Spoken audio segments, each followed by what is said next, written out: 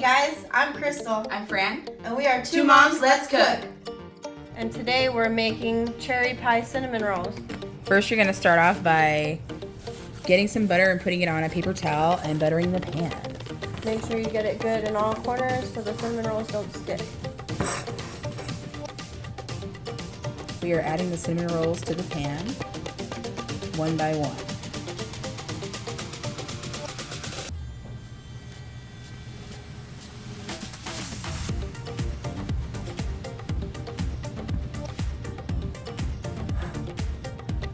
Alright, so we're going to put it in the oven at 450 for approximately 18 minutes. Finishing up our cinnamon roll, cherry pie cinnamon rolls. We're going to, now that they're nice and golden brown, we're going to dump on our pan of cherries and top well.